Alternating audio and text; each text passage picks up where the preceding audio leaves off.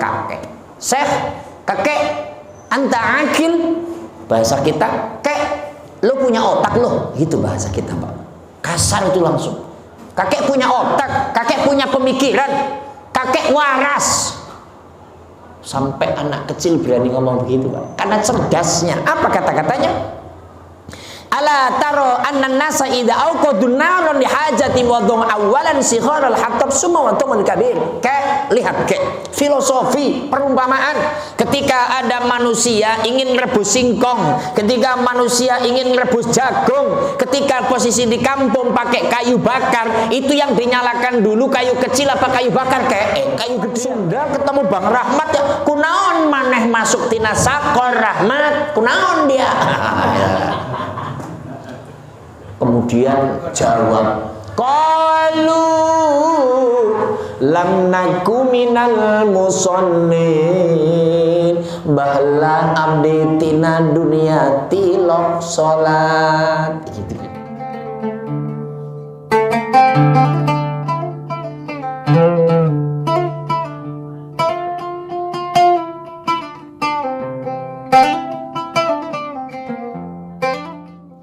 Assalamualaikum warahmatullahi wabarakatuh.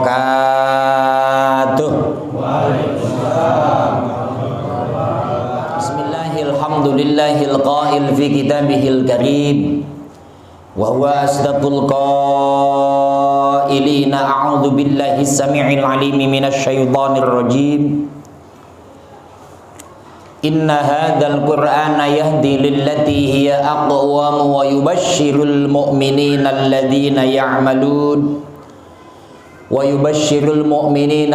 ya'maluna as-solihati anna lahum ajran kabira.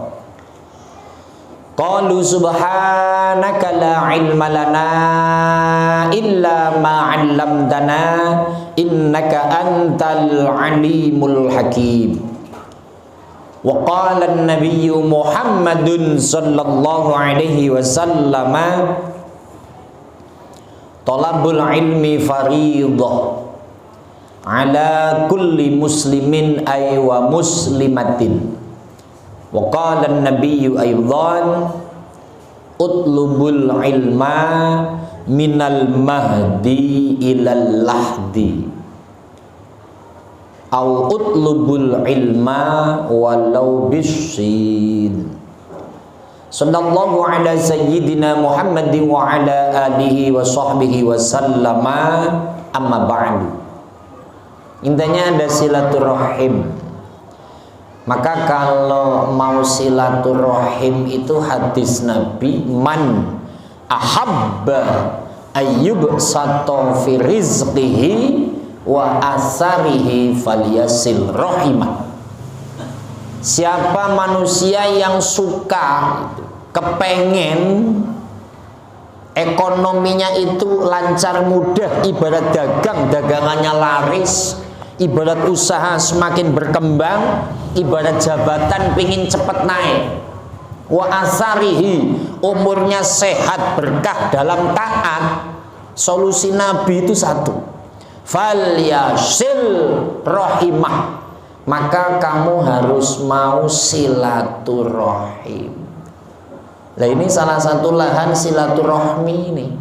Salah satu lahan ngaji itu kan silaturahim, ketemu salam-salaman, tanya, Mas piye kabari? Mas bagaimana kondisi ngojeknya? Ngecek lah ya. Mas bagaimana kondisi usahanya? Itu kan nyambung. Makanya ada silaturahim haji itu. Bismillahirrahmanirrahim. Hukiyah, ada riwayat, ada cerita. Anna syaikhan kana yamshi ala syatti nahrin faro'a sobiyan yatawadda'u wa huwa yabki. Ada seorang kakek-kakek. Kakek-kakek itu pantasnya umur berapa tahun? 70. Kang Rahmat itu nikah umur 22 tahun. Contoh. nikah kemudian jarak setahun istri melahirkan wanita.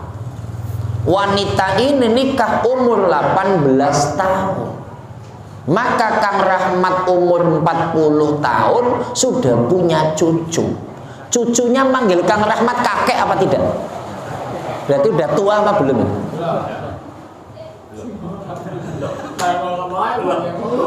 Maka definisi kakek itu bukan umur, asal dipanggil mbah. Kakek itu mbah gitu. Kalau di Betawi apa Pak Ente? Kalau manggil kakek apa sih? Engkong kan? Engkong Rahmat. Uang jajan kong. Nah. Ini, tapi memang umumnya yang namanya kakek-kakek ya 60 ke atas. Ini yang ngaji belum ada yang kakek-kakek ya. Karena Kang Warsito kayaknya umurnya 48 ya. Ngarang aja saya. Kalau Kang Rahmat 41.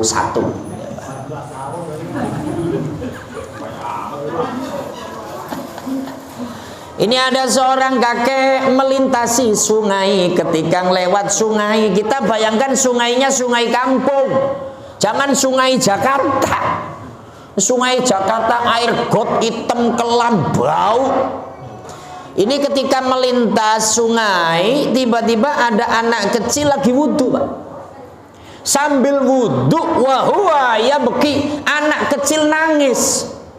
Ini kalau kita wudhu, bismillahirrahmanirrahim, nawaitul wudhu'a li raf'il hadasil asghari fardhu lillahi ta'ala.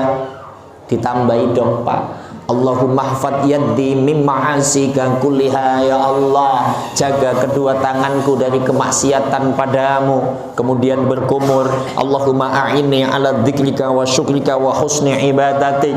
Kemudian cuci hidung, Allahumma arihni raihatal jannah. Ketika cuci muka, nawaitul wudu'a, saya niat wudu untuk menghilangkan hadas kecil fardu karena ta'ala. Baca doa, Allahumma bayyid waddi yawma tabyaddu wujuh atas waddu wujuh, ya Allah putihkan wajahku di mana nanti ada hari wajah itu putih dan ada hari wajah itu hitam. Pertanyaannya, kalau wudu doa begitu apa tidak? Orang apal soalnya ini. Kalau Mas Gondrong apal, tapi lagu Roma Irama bila kamu di sisiku, apalnya begitu dia. Tapi dirubah, ya Nabi salam alaik, ya Rasul salam alaik. Gak apa-apa Mas Gondrong, boleh. Maka ketika wudhu doa, ya Allah putihkan wajahku, sebagaimana nanti ketika ada hari wajah itu putih, ada wajah itu hitam. Aku nggak mau golongan wajah yang hitam, ya Allah. Nangis.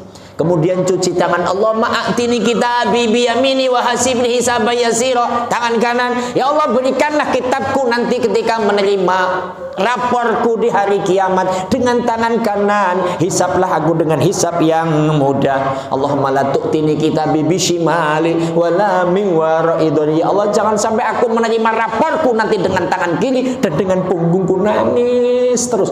Itu kakek-kakek nempo baik eta. Nempo baik lamun ayah jelma wudhu tapi sambil jerik. Ngomongnya bener gak sih ini Sundanya? Bener. Ya, saya dengerin Kang Rahmat ngomong di sana Sunda. Lu memang dikira saya nggak bisa, Pak. Saya bisa Sunda. Ketika sambil wudhu sambil nangis, kakek memperhatikan ada apa ini anak kok wudhu sambil nangis. Maka sang kakek tadi tanya, faqala asyaikhu ya sabiyu ma yabkika.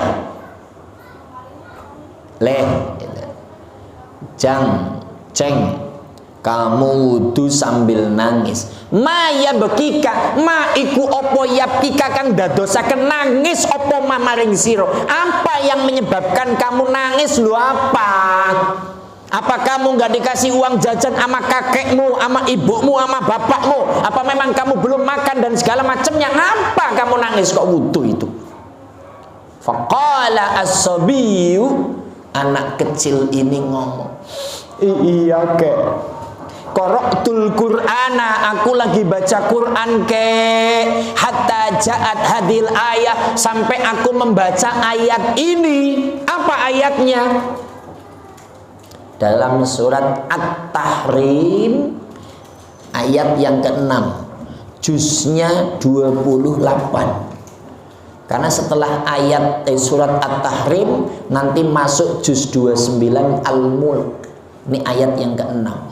A'udzu billahi minasyaitonir rajim. Ya ayyuhalladzina amanu qu anfusakum wa ahlikum nara wa quduhan nas wal hijaratu 'alaiha malaikatun ghiladun shidadun la ya'sunallaha ma amarahum wa yaf'aluna ma yu'marun. Yang mudah-mudahan baca Allah duitnya banyak, utangnya cepat lunas.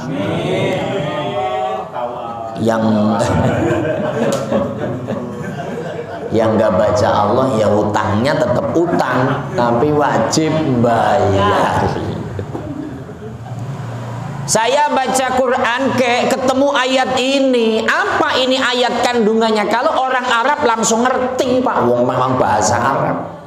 Tapi kalau kita wong jembatan besi Kang RR, dengar Quran opo ya? Apa artinya ini? Maka kita artikan. Ya ayyuhalladzina amanu, he eling-eling wong kang bodoh iman, hai kamu manusia orang-orang beriman, jagalah anfusakum, dirimu, badanmu. Ini mukhatabnya kepada para suami. Hei kamu para suami, jagalah badanmu, wa ahlikum, dan istri serta anak-anakmu, naro, dari sengatan panasnya api neraka. Jangan sampai badanmu, jangan sampai istrimu, jangan sampai anakmu masuk ke neraka. Sebab apa? Waquduhan nas wal hijarah, bahan bakarnya neraka adalah manusia dan batu. Nah, saya baca ayat itu ternyata nanti bahan bakarnya api neraka jahanam itu manusia. Berarti saya ini termasuk menjadi bahan bakar neraka. Saya takut api itu panas. Setelah baca ayat itu, fakhiftu ayyulqiyanillahu finnar, abdi gesien aku takut kalau nanti Allah menceburkan aku ke dalam neraka. Karena ayat itu menyampaikan bahan bakar neraka itu manusia. Kalau bahan bakarnya motor, Pak, itu kan bensin ya. Ada yang pertalit, ada yang pertamax, ada yang pertamax apa itu? Turbo. Itu motor saya, Pak, karena motor saya Detrai KLX, Pak. Saya nggak mau motor saya pakai pertalit, Pak. Ya. Tapi nanti neraka akan lebih menyala kalau bapak ini pada masuk ini, Pak. Maka kalau ditanya ini kira-kira yang duduk begini nanti masuk neraka apa masuk surga? Kayaknya pede banget. Surga mbak jadi Kang Marsito, surga mbak. Patut kita itu senang, Pak. Memang orang yang mau begini semuanya ahli surga. Amin. Kalau nggak percaya, Mas Gondrong nanti buka di dalam surat Al-Kahfi juz 15 ke 16. Ada ayat begini. Bismillah. Innalladzina amanu wa 'amilus sholihati kanat lahum jannatul firdausi nuzula. Ya, utangnya lunas, Pak.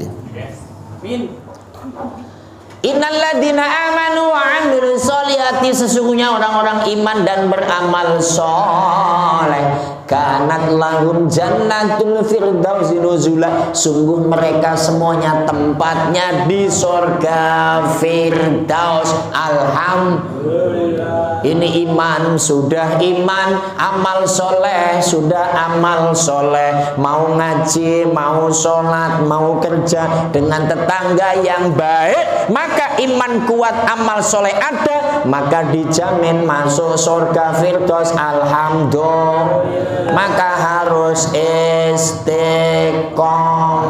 Istiqomah itu apa? Istiqomah. Kata Kang Rahmat, istri 3 kongko di rumah. Istiqomah kata Pak RT itu istirahat merokok di rumah. Kan Pak RT tadi asem nggak merokok, makanya ngajinya jangan lama-lama pengen ngerokok katanya ya. Istiqomah itu disiplin kontinu. Itu jawaban. Tapi kalau nengok sholawatnya Abu Nawas itu Pak, ilastunin apa bareng firdausi ahla wala aqwa ala naril jahimi fahabal li taubatan waghfir dhunubi fa'ilnaka ghafiru dzambil. Mau pakai bahasa Sunda apa Jawa? Aduh Gusti abdi sanes ahli surga, namun ente kiat nahan panas neraka. Mugi Gusti kersa mamparingan taubat, nahan pura dosa abdi anu lepat. Kalau Pak Warsito Mas Gondrong lagu Jawa. Duh Gusti Allah kula sanes ahli surga, namun boten kiat manggen wonten neraka. Mugi Gusti kersa paling pangapura sekadhaing dosa kula kang sengaja boten sengaja. Mas Gunawan ngerti gak sih kamu? Ngerti.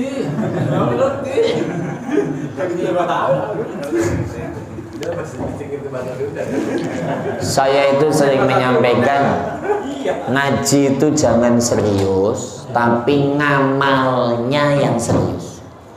Ngaji jangan serius, tapi pengamalan yang dikaji yang serius. Ya santai aja, ngajinya wong NU begitu. Kan saya pengurus NU Jakarta Barat, Pak Wakil Tanfidian. Kita kembali. Memang ini semuanya wis ahli surga, wis ngono wae. Gusti Allah yang jamin. Kembali ketika saya takut ketika saya masuk nominasi akan masuk neraka karena bahan bakar neraka itu manusia. Faqala asy-syaikhu, kakeknya ngomong, ya sabiyu anta ma'sumun fala takhaf innaka latastahiqun nara. Enak sini dengek kenceng sini ceng. Anta maksum, lah kamu masih kecil, dijaga kamu itu. Kamu dijaga, nggak bakal masuk neraka. Fala takhaf, anak kecil nggak punya dosa, nggak usah kok nangis-nangis. Tenang, kamu itu nggak masuk neraka. Yang masuk neraka yang tua-tua itu loh, kayak Rahmat. Udah kadung punya dosa Kang Rahmat, sudah kadung. Kalau masih kecil kan belum punya. Kalau begini udah numpuk nih kalau ini. Itu nggak numpuk, udah nggak muat. Luber. Udah. Kalau pertama-tama Kalau bahasa ketua melewet ya. Untuk bercanda Kang Rahmat, tenang Kang Rahmat. Paman sampean Haji Utap aja diajak bercanda sama saya kan. Kembali. Fakola, ketika anak kecil sampaikan kamu tenang, kamu terjaga, kamu nggak akan masuk neraka, maka anak kecil tadi fakola as-sabiyyu ya syekh anta akil. Jadi anak kecil lagi nangis, merunduk, sedih, dibilangin pegang pundak kamu nggak akan masuk neraka, kamu terjaga. Tiba-tiba anaknya dengongok mas, dengar gini, ngelihat kakek. Syekh, kakek, anta akil. Bahasa kita, kek, lo punya otak lo, gitu bahasa kita pak. Kasar itu langsung. Kakek punya otak, kakek punya pemikiran, kakek waras. Sampai anak kecil berani ngomong begitu pak. Karena cerdasnya. Apa kata-katanya? Ala taro anna nasa idza auqadun naran li hajati wa dhum awalan sigharal hatab summa wa tumul kabir. Lihat filosofi perumpamaan. Ketika ada manusia ingin rebus singkong, ketika manusia ingin rebus jagung, ketika posisi di kampung pakai kayu bakar, itu yang dinyalakan dulu kayu kecil apa kayu bakar kayu gedean supaya cepat nyala. Otomatis kayu yang kecil-kecil dulu. Ketika nanti yang kecil sudah mulai nyala, baru yang gede ditaruh supaya ikut nyala. Ini filosofi. Maka yang masuk neraka dulu itu yang kecil-kecil. Maka saya takut anak kecil.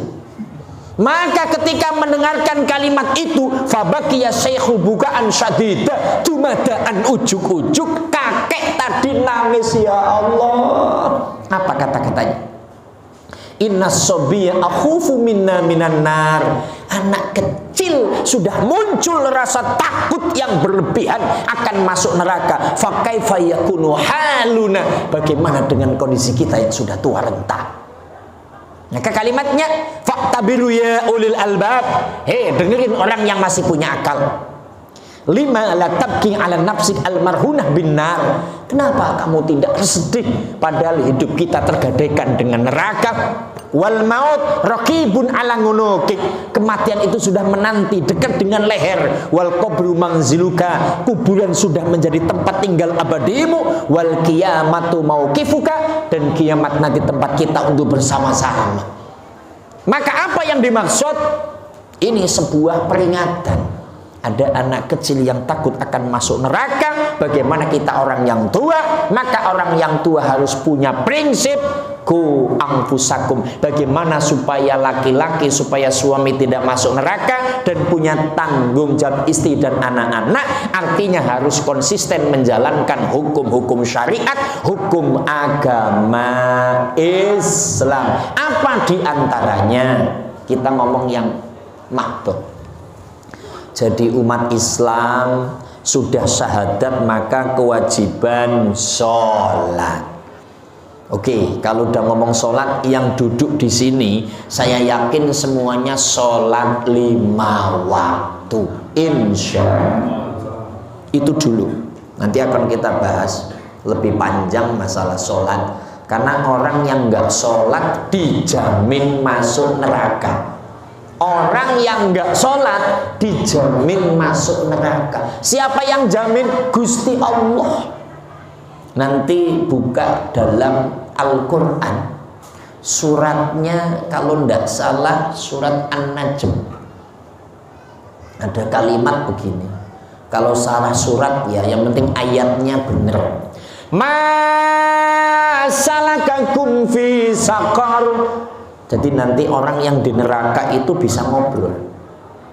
Kang Rahmat ketemu sama Gondrong. Di neraka itu ketemunya di neraka.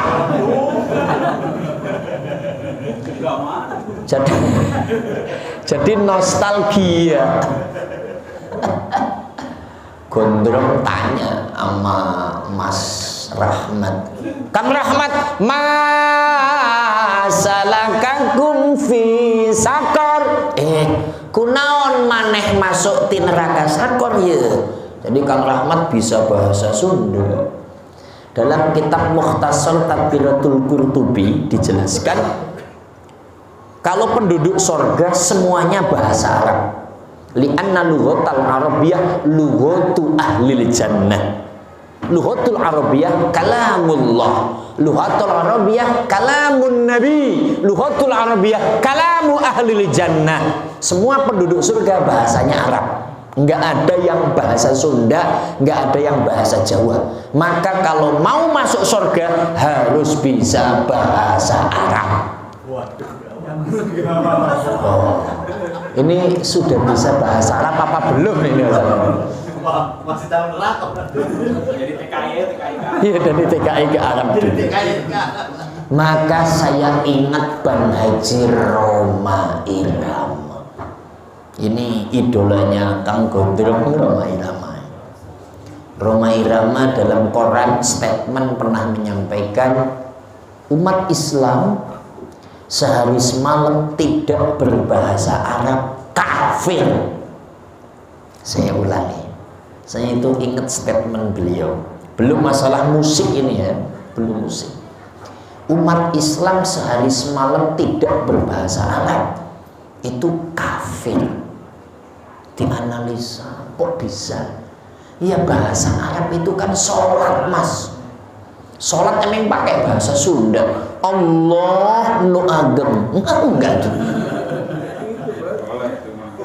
Bahasa Arab Allahu Akbar kabiran walhamdulillahi katsiran wa subhanallahi bukratan wa asila. Ini wajjahtu di YouTube rame pakai ini apa tidak, pakai wajah tuh apa tidak, gampang. Yang penting mau ngaji fikih dibuka kitabnya yang begitu-begitu.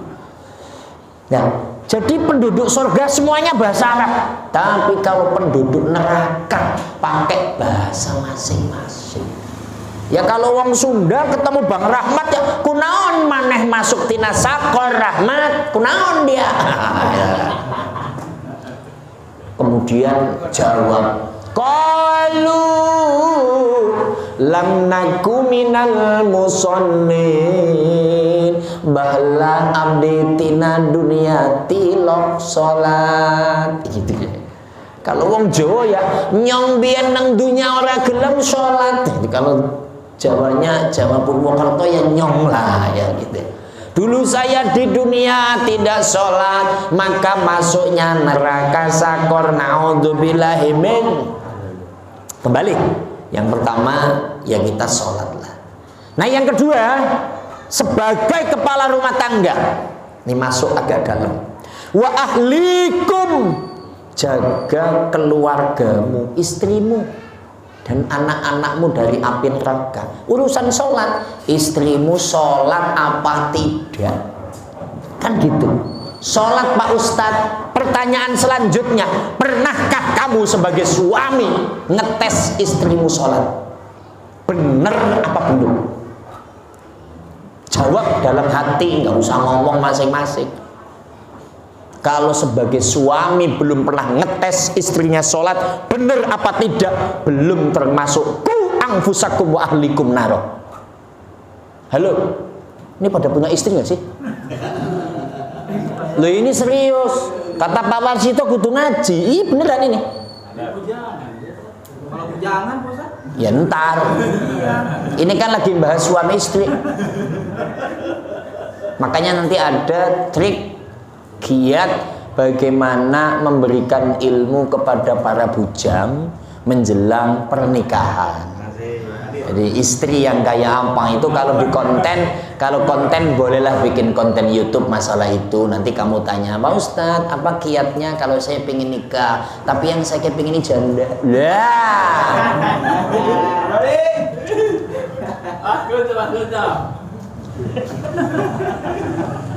Ini kembali yang punya keluarga dulu. Kalau sebagai suami wa ahlikum, ini ahli dulu, belum anak-anak loh. Masalah sholat tidak diperhatikan, wudunya pas apa belum, takbiratul ihramnya pas apa tidak, rukuknya tumakninah apa tidak, bacaan Fatihah makharijul huruf tajwidnya pas apa tidak, sujudnya 7 anggota apa tidak, itu istri. Mandi wajibnya ujung rambut ujung kaki pas apa tidak itu Pak.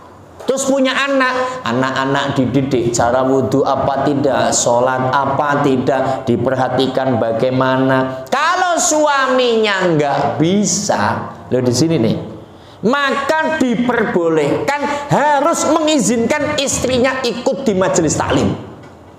Karena suaminya nggak bisa, Ustadz, punten, saya nggak bisa ngajarin sholat, orang saya sendiri baru mulai sholat.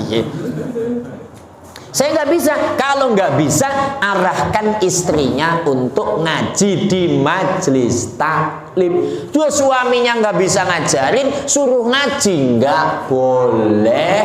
Kamu nggak usah ngaji-ngaji. Emang kenapa? Ngapain ngaji? Di rumah aja, cari duit terus. Maka kata Pak Warsito, cari duit ada waktunya. Ngaji juga penting. Maka ku anfusakum ini maknanya sangat panjang sekali, tapi esensi apa yang saya sampaikan dari cerita anak kecil sangat takut akan masuk api neraka. Kita sebagai orang tua harus muncul rasa takut. Nah, salah satu bentuknya adalah mau mengadakan kegiatan agama. Karena apa? Dengan adanya kegiatan agama, iman akan mendapat setrum, akan dicas dengan ilmu. HP itu lemot, sehari nggak dicas mati. Iman juga akan lemot. Cara ngecasnya di majelis taklim. Ingat, ilmu Allah sangat banyak. Waktu mengaji ya kita ngaji jiping Pak, ngaji denger aja. Mudah-mudahan tidak masuk kuping kanan keluar kuping kiri.